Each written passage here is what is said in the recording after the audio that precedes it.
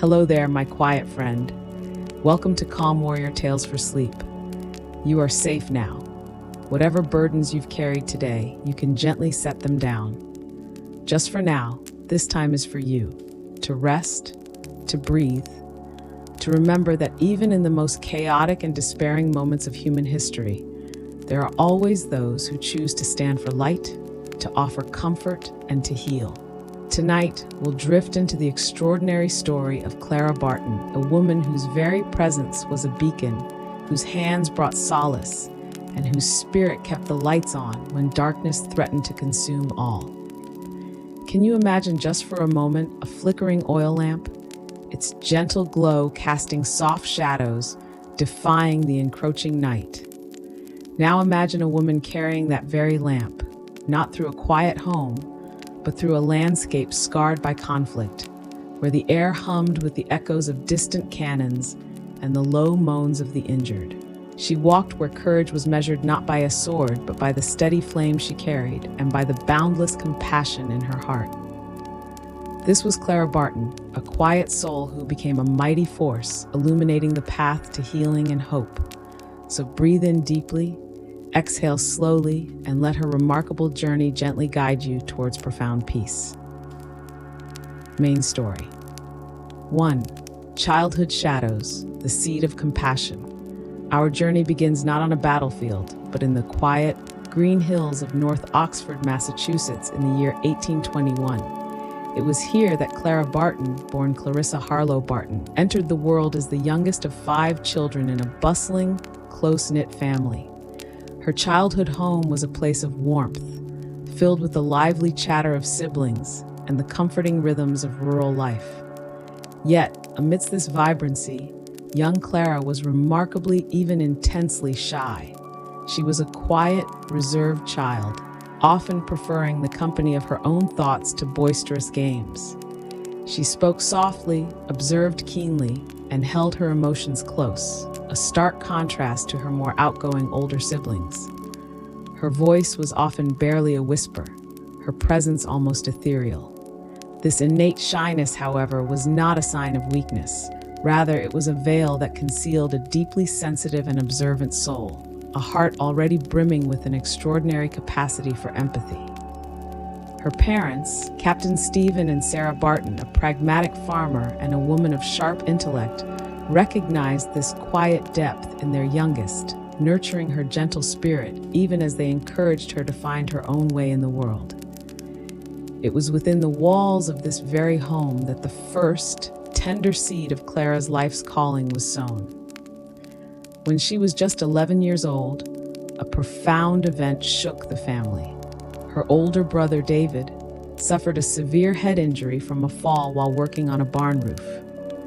The injury was grave, and the local doctors, with their limited knowledge and crude instruments, offered little hope. They applied leeches, prescribed harsh purges, and performed painful, ineffective bleedings, practices common in that era, but often more harmful than helpful. David's condition worsened, and despair settled heavily over the Barton household. The family watched helplessly as David faded, his breath shallow, his eyes clouded. But while others despaired, young Clara, with a quiet determination that belied her tender age, stepped forward. She observed the ineffectiveness of the doctors, her keen mind noting their failures and the escalating suffering of her beloved brother. Rejecting their methods, she took it upon herself to care for David. She became his constant companion, his tireless nurse. Day after day, week after week, she meticulously administered his prescribed medicines, or more accurately, the few gentle remedies she believed might actually help. And more importantly, she applied her own intuitive, boundless compassion.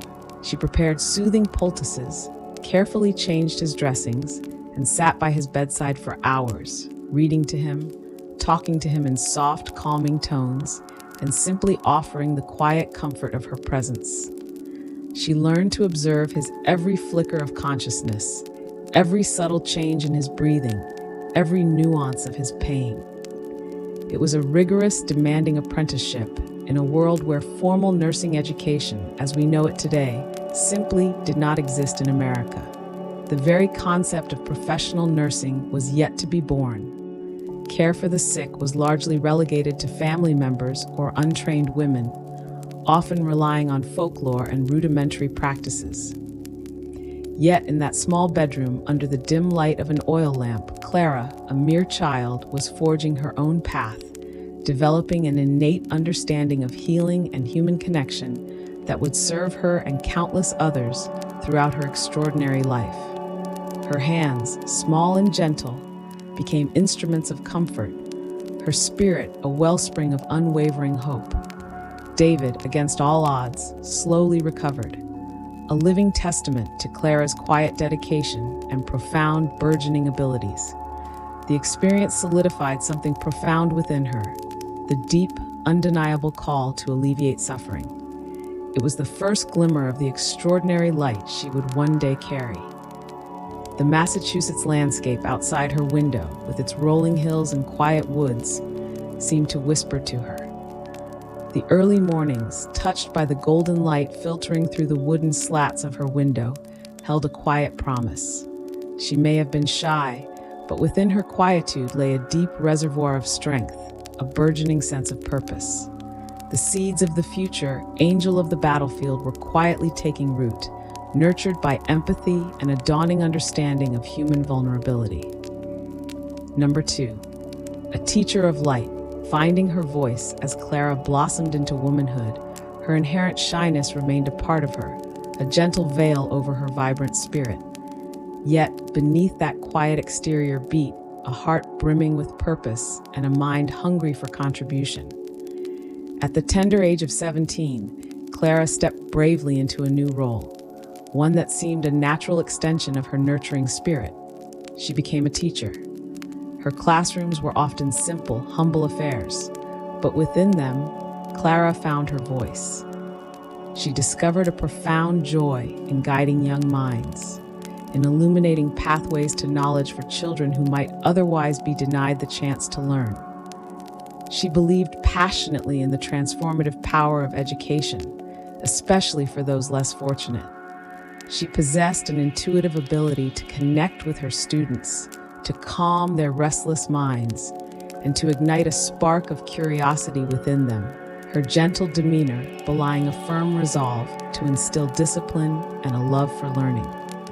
Her dedication was so profound that in 1852, in Bordentown, New Jersey, she took a bold, unprecedented step. She established one of the first free public schools in the state, a radical concept at a time when education was largely a privilege for the wealthy. She started with a mere 6 students in a dilapidated old building, cleaning it herself, painting the walls, and arranging the benches. Her vision, her quiet perseverance, and her undeniable talent for teaching quickly drew in more children. Her reputation as a compassionate yet effective educator spread like wildfire through the community. Within a year, her school flourished, growing to over 600 pupils. Children flocked to her, drawn by her warmth and the promise of knowledge. Her success, however, ironically led to her departure. The school board, uncomfortable with a woman holding such a prominent and successful position, appointed a male principal over her, offering her a subordinate role. Clara, ever principled, refused to accept this injustice and resigned. This was an early glimpse of her fierce independence and her refusal to compromise on her values, especially when it came to equity and recognition. After leaving teaching, Clara sought new horizons, eventually making her way to Washington, D.C. In 1854, she bravely broke another societal barrier by becoming one of the first women to work as a clerk in the U.S. Patent Office. Here, amidst the dusty files and the hum of bureaucratic activity, she performed the same work as her male counterparts, earning a comparable salary, a truly remarkable feat for a woman in that era, where equal pay and opportunity for women were practically unheard of. Her meticulousness, her efficiency, and her quiet competence were undeniable, quickly earning her the respect, albeit sometimes grudgingly, of her superiors. Yet, even in this relatively progressive environment, she faced prejudice. Male colleagues would often complain, fearing that the presence of women would demoralize the office. They would often try to ostracize her, making her working conditions difficult, spreading rumors and even open hostility. But Clara, with her characteristic quiet resolve, simply focused on her work, proving her worth through undeniable capability. She kept her head down, but her spirit stood tall, unwavering in her commitment to her duties. Then came the year 1861. A shadow of unimaginable darkness fell across the American nation. The Civil War erupted. The conflict was not a distant rumor, but a horrifying reality that crashed upon the capital, Washington, D.C., with brutal force. Suddenly, the tranquil streets were filled with the clamor of marching boots, the grim faces of soldiers, and most heartbreakingly, the sight of makeshift hospitals overflowing with wounded and dying men. Clara, with her room overlooking the city, witnessed firsthand the grim reality of war. The first wave of wounded soldiers, many barely more than boys, poured into Washington from the early skirmishes, their uniforms tattered, their bodies broken, their faces pale with shock and pain. They lay on bare floors, in hallways, under trees, often without proper medical care, without bandages, without even a sip of clean water. The established Army medical system was woefully unprepared for the scale of the carnage. Lacking basic supplies, trained personnel, and organized logistics. The air of the capital, usually bustling with political intrigue, now carried the heavy scent of despair and the faint, unsettling sounds of human suffering.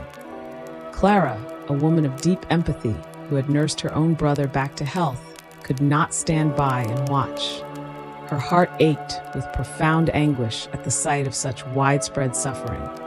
The government, overwhelmed, struggled to provide even the most basic necessities. It was in this crucible of chaos and despair that Clara's true calling, her destiny, crystallized. She realized that she would not sit idly by. Her quiet spirit, though still holding a touch of shyness, now ignited with a fierce, unyielding determination. She began by collecting supplies, socks, shirts, food, medicines, bandages, from her own home and from sympathetic neighbors. She packed them meticulously, her hands working with a feverish intensity, driven by a singular purpose: to alleviate suffering. This was more than charity.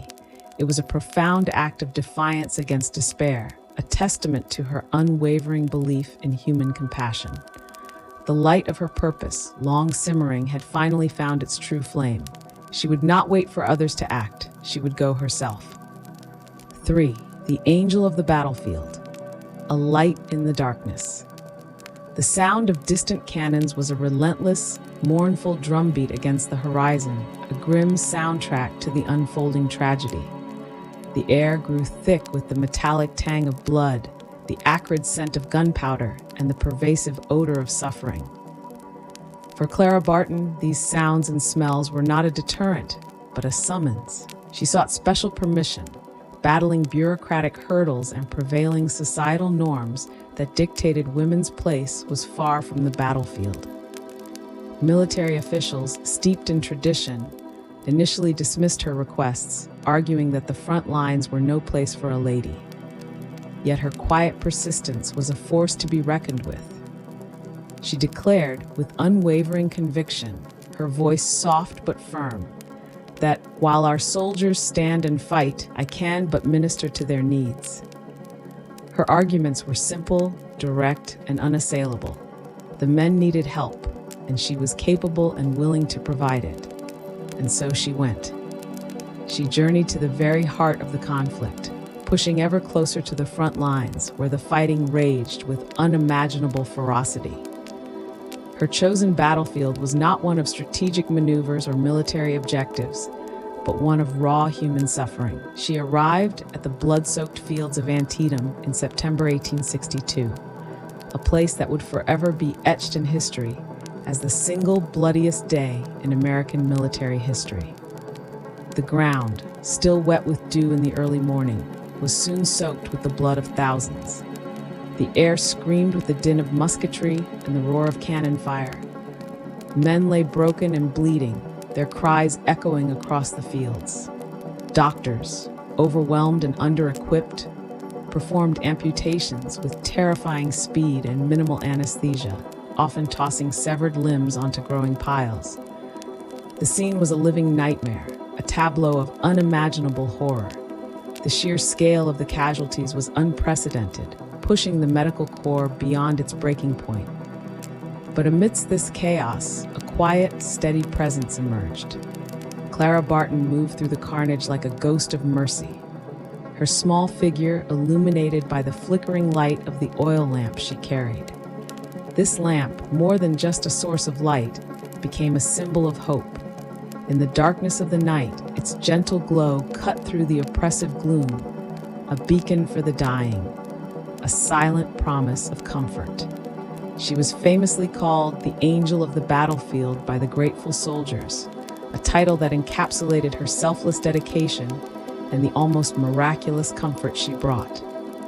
With her lamp held steady, she navigated the treacherous terrain of wounded bodies. She carried what she could: rolls of bandages, precious bottles of medicine, often having purchased them with her own funds, a handful of crackers, a flask of water, and perhaps most vital of all, her own boundless compassion. She didn't just offer aid, she offered human connection. She knelt beside each man, regardless of his uniform, for suffering knows no uniform, and her empathy transcended the lines of conflict. She would speak to them in a soft, soothing voice, a balm to their tormented minds, a reminder of the kindness they thought they had left behind. For some, she would simply hold their hand, her touch a profound comfort in their final moments, a silent promise that they were not alone. For others, she would apply bandages, her fingers nimble and sure, despite the chaos, stemming the flow of blood, improvising where necessary. She administered morphine to dull the excruciating pain, her voice whispering words of reassurance as the blessed relief began to wash over them, easing their torment. She offered sips of water to parched throats, the simple act a lifeline in the midst of agony. She even risked her own life, ducking under falling shells and dodging stray bullets to reach a soldier who was calling for help, to offer a moment of solace, to bring the faint glow of her lamp to his despairing eyes. At Antietam, she famously discovered that doctors, utterly desperate, were using corn husks for bandages, their supplies so desperately depleted. Without hesitation, she ripped up her own petticoats, tearing them into strips for the wounded, demonstrating a practical, immediate response to dire need, embodying true ingenuity, born of necessity and compassion. She followed the armies through some of the war's most brutal engagements. Fredericksburg, where the Union suffered a devastating defeat, and the wounded lay frozen in the bitter winter air, their cries muffled by the biting cold. Petersburg, a protracted siege where men lived and died in muddy, cramped trenches, facing constant bombardment. In each place, she was a constant, unyielding presence, often the only woman to venture so close to the front. Her lamp illuminated the faces of dying men, allowing doctors to work in the shadows, enabling her to distinguish between the living and the dead, ensuring no soul was overlooked in the chaos. Each time her lamp flickered to life, it meant another wound was dressed, another fevered brow was cooled, another dying soldier received a comforting word, a final prayer, a touch of human dignity in an undignified end. She was not just a nurse, she was a witness, a comforter, and a defiant symbol of humanity in the face of unimaginable inhumanity. Her presence was a quiet miracle. Soldiers, hardened by battle, often despairing and broken, would sometimes weep at the sight of her, a gentle woman bringing kindness into their hell. She became a living symbol of home, of maternal care, of everything they had left behind, a tangible connection to the world of peace and decency. She never carried a weapon, but her courage was more formidable than any rifle, her compassion a shield stronger than any armor. She fought not with bullets, but with bandages and boundless love. The battlefield, once a place of pure despair, saw fleeting moments of hope, lit by the unwavering flame of Clara's lamp and her indomitable spirit, a beacon against the encroaching darkness. Number 4. Founding the American Red Cross, a lasting light. When the cannons finally fell silent and the last echoes of the Civil War faded, leaving behind a nation scarred but beginning to heal, Clara Barton, physically and emotionally exhausted but spiritually resolute, embarked on a new, profound mission. The war had shown her in the starkest terms the overwhelming need for organized, compassionate aid beyond the immediate conflict. Thousands of soldiers remained unaccounted for, their families agonizing over their fates, caught in a limbo of hope and despair. Clara, true to her nature, could not rest while so many suffered. She established the Office of Correspondence with Friends of Missing Men of the United States Army, tirelessly working to locate missing soldiers and inform their families, bringing closure to countless grieving hearts. This was an arduous, painstaking task, involving sifting through mountains of disjointed records, newspaper clippings, and personal accounts. Yet, over 4 years, she and her dedicated team identified 22,000 missing men, a monumental humanitarian effort that brought profound relief to thousands of families, allowing them to finally grieve or, in rare cases, rejoice. Yet, a deeper calling beckoned. In 1869, seeking rest and recovery from the crushing weight of her wartime experiences and grappling with the lingering physical and emotional tolls of the battlefield, Clara traveled to Europe, specifically to Switzerland.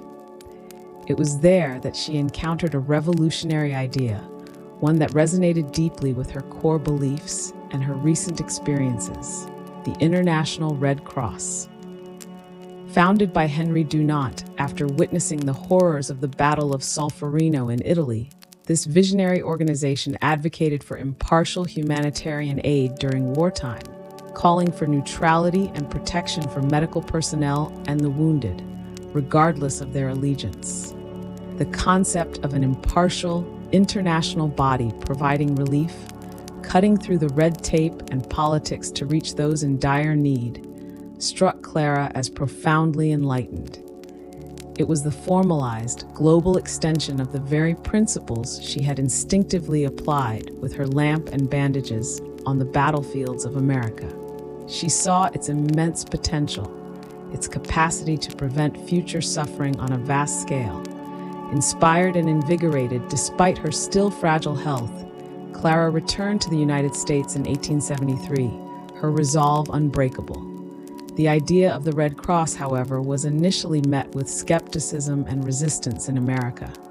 Many believed such an organization was unnecessary, as the nation had just emerged from its own devastating war and wished to avoid entanglement in European conflicts. The isolationist sentiment was strong, but Clara, with her characteristic quiet persistence, refused to be deterred. For 8 long, arduous years, she tirelessly lobbied, educated, and advocated. She traveled extensively, giving speeches, writing articles, and personally meeting with anyone who would listen. She met with presidents, including Rutherford B. Hayes, James Garfield, and Chester A. Arthur, with members of Congress, with influential public figures, tirelessly explaining the vision and universal importance of the Red Cross. She masterfully argued that the Red Cross's mandate should extend beyond wartime relief to include aid for natural disasters, such as floods, fires, epidemics, and earthquakes.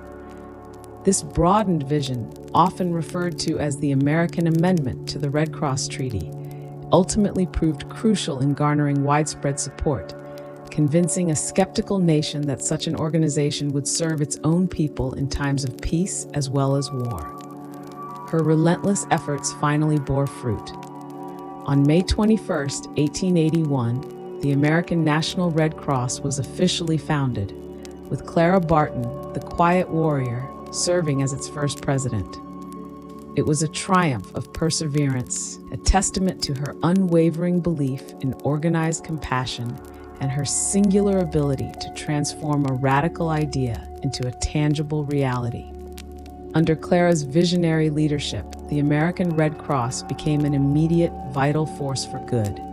She led relief efforts for the devastating Michigan forest fires, 1881, where whole towns were consumed by flames. The catastrophic Mississippi River floods, 1882, which displaced thousands. The horrific Johnstown flood, 1889, a cataclysmic disaster that killed over 2,200 people, where she arrived personally with supplies and aid, and the devastating Galveston hurricane, 1900, which remains one of the deadliest natural disasters in U.S. history. In each instance, she was not merely a figurehead. She was on the ground, often at the advanced age of 70 or 80, personally overseeing the distribution of aid, comforting the displaced, providing direct care, and organizing recovery efforts. Her presence, still embodying that gentle, unwavering spirit, brought order to chaos and hope to the despairing, her quiet dignity inspiring both volunteers and victims. Even during the Spanish-American War in 1898, at the astonishing age of 77, she traveled to Cuba, braving yellow fever, harsh conditions, and logistical nightmares to deliver supplies and care for wounded soldiers, once again stepping into the heart of suffering. Clara Barton dedicated the remainder of her long life to the Red Cross, shaping it into the powerful humanitarian organization it is today. She resigned from the presidency in 1904 at the age of 83, feeling that younger hands were needed to guide its future. But her influence remained profound. She passed away peacefully on April 12, 1912, at her home in Glen Echo, Maryland, at the remarkable age of 90. Her final years were not spent in grand ceremonies or public acclaim, but in quiet reflection and continued dedication to smaller causes, such as advocating for universal education and women's rights. She never sought personal fame or fortune. She lived a life of quiet purpose, driven by an inner light that burned brighter than any darkness she encountered. Clara Barton did not leave behind a vast personal fortune, nor did she build towering monuments to her name. What she left was far more profound, an enduring legacy of organized compassion, a framework for humanity to come together in times of crisis, and the indelible image of a woman who, with a simple oil lamp and an extraordinary heart, brought light into the deepest shadows. Her life was a testament to the idea that true heroism often whispers rather than shouts, and that the greatest strength lies in the unwavering commitment to care for one another. She kept the lights on, not just for her generation, but for all generations to come, a testament to the limitless power of a compassionate human soul. 3. Emotional reflection. As the echoes of Clara Barton's journey gently fade, may you feel a profound sense of peace settling over you, a quiet reassurance that permeates your very being. She taught us, not with grand speeches, but with every step she took, every bandage she applied, every hand she held, that there are those who step into the ruins, not to make a statement, but to shed light. Imagine her again, that small, resolute figure, moving through the darkest nights, her simple oil lamp cutting through the gloom of suffering. She wasn't seeking glory, wasn't seeking recognition. She was simply there, a quiet presence, offering solace, offering life, illuminating faces contorted by pain, offering a glimmer of human warmth to souls nearing the brink. She was a beacon, a guardian, a testament to the enduring power of compassion. And as you rest here tonight, my friend, may you feel profoundly safe, cradled in the comforting truth that in even the darkest hours of human history, in the deepest despair, there are always, always those who choose compassion over fear, kindness over cruelty, and light over shadow. This truth, like a steadfast flame, exists within each of us. May it become a warm blanket around your spirit, wrapping you in peace and reassurance, a gentle reminder that warmth and goodness persist, even when the world outside seems cold. Her life reminds us that sometimes the strongest act is to stay, to hold your ground when every instinct screams to flee, when fear tries to overwhelm you, to listen, not just with your ears, but with your heart, to the quiet cries of those in need, to your own inner voice of compassion and truth. To be a shield for the vulnerable, for the innocent, even when you feel vulnerable and afraid yourself, knowing that your presence alone can bring comfort. To be a light in the deepest shadows, when despair threatens to consume all, when hope seems to vanish, knowing that even a flicker can guide the way. To choose kindness, even when surrounded by unimaginable cruelty, when the world seems to have forgotten its humanity. For it is in these moments that kindness shines brightest. To persist, breath by breath, day by day, in the face of overwhelming odds, even when your strength feels depleted, knowing that every small step forward is a victory. And to remember that true courage often whispers rather than shouts. It is found not in grand, dramatic gestures, but in the quiet, unwavering decisions made when no one else is watching, when only your conscience is your guide, but when everything is at stake. Let this gentle wisdom settle deep within you, guiding you toward calm and peaceful slumber, knowing you too carry a light within. I4, body scan plus outro. Now let Clara's story settle deep within your heart, a soft, glowing ember of quiet courage, a gentle warmth that reminds you of the profound, boundless strength within your own being. Feel its reassuring presence. Let go of any lingering thoughts about her journey, about the weight of the past, about the intensity of the story. Simply allow the feeling of her courage, her compassion, her unwavering resolve to permeate your being, soothing you, calming you. We'll take a final deep breath together now, a calming journey through your body, guiding you further into relaxation. Inhale slowly, feeling the air fill your lungs completely, rising from your belly, up through your chest, expanding your rib cage with a profound sense of peace. Feel every cell awakening to calm. Hold it gently for a moment, feeling the stillness, the quiet strength within, a gentle pause in time. And exhale slowly through your mouth, letting go of any remaining tension, any last lingering thought, any final resistance to the deep, restorative sleep that awaits you. Release it all with a soft sigh. Now bring your awareness to your toes. Feel them soften, relax. Imagine all the day's journey, all its walking and standing, all its efforts, simply melting away from your toes, leaving them light, warm, and utterly at ease. Let this feeling of relaxation flow slowly, gently into your feet. Feel the arches of your feet soften, your soles relax, becoming heavy and warm, rooted in the comfort of your bed. Allow this warmth and stillness to flow up into your legs. Notice your calves, your shins, softening. Then your knees, releasing any stiffness, any tightness. Up into your thighs, feeling them grow heavy and sink deeper into the bed, completely supported, utterly relaxed. Let them grow completely still and deeply at rest. Now bring your awareness to your hips. Feel them release any tension, any tightness you might be holding. Allow them to spread, to soften, to sink completely into the supportive surface beneath you, feeling grounded, secure, and deeply peaceful. Move your awareness to your stomach, your abdomen.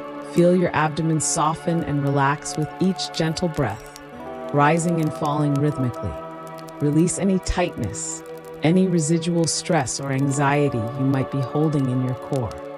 Feel a soothing warmth spreading through your entire midsection, a profound sense of comfort and ease. Allow this wave of relaxation to flow up into your chest. Feel your chest rise and fall gently with your breath, a soft, rhythmic wave. Let your heart beat calmly, softly, a comforting drum of peace within you, radiating warmth and tranquility throughout your upper body. Now bring your awareness to your arms. Feel them grow heavy, warm, and still. Imagine all the day's work, all its reaching and holding, all its activities, simply drifting out of your arms, leaving them completely at ease, unburdened. Feel the relaxation spread from your shoulders, down your upper arms, through your elbows, forearms, wrists, and into your hands. Your fingers are soft and loose, gently curled or resting open, completely free of tension, utterly relaxed. Let your shoulders soften even more. Feel them release their hold, melting down away from your ears as if heavy weights are being lifted from them, leaving them broad, relaxed, and utterly supported by the bed. Let your neck relax, releasing any strain, any stiffness, allowing your head to rest comfortably and heavily on your pillow, feeling completely supported and cradled. And finally, bring your awareness to your face. Let your jaw relax, unclench, allowing your lips to part slightly gently. Your cheeks soften, your temples ease. Let your forehead smooth out, erasing any lines of worry, becoming completely serene like a calm, unruffled surface of water. Your eyes are heavy, gently closed, softly sinking into their sockets, resting deeply, peacefully. Every part of you is now soft, safe, and whole. Every cell in your body is resting, renewing, restoring itself for the gentle dawn of tomorrow. You are held in this moment, cared for by the quiet night, cradled in a sanctuary of stillness and peace. You deserve this rest, this peace, this gentle release. It is yours completely. You are calm, and you are already drifting deeper and deeper into the embrace of sleep, a soft, welcoming darkness, a profound stillness that invites you into dreams. Let Clara's story stay with you, a soft, glowing ember of quiet courage, a reminder that light can always be found, even in the deepest shadows, even in the quietest moments. You are safe now. You are held. Sleep well. Good night. Wait. Final breath and fade out. Take one last deep breath in, filling yourself with quiet peace, with the gentle compassion of Clara Barton, with the profound stillness of the night that envelops you completely. Feel this peace settle deep within your very core, radiating outward to every part of your being, a comforting, luminous glow that fills you from head to toe. And as you exhale, let everything go. All thoughts, all sounds, all sensations. Allow them to dissolve into the vast, quiet space around you, like mist vanishing into the dawn, leaving only pure, unadulterated tranquility, a blank canvas for dreams. Let the night hold you now, a soft blanket of darkness and profound tranquility. Feel its gentle weight, its profound calm, enveloping you completely, cradling you securely, protecting you in its peaceful embrace.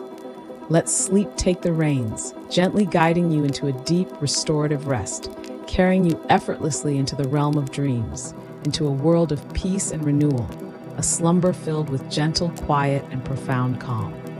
Good night, brave soul. You are peace. You are rest.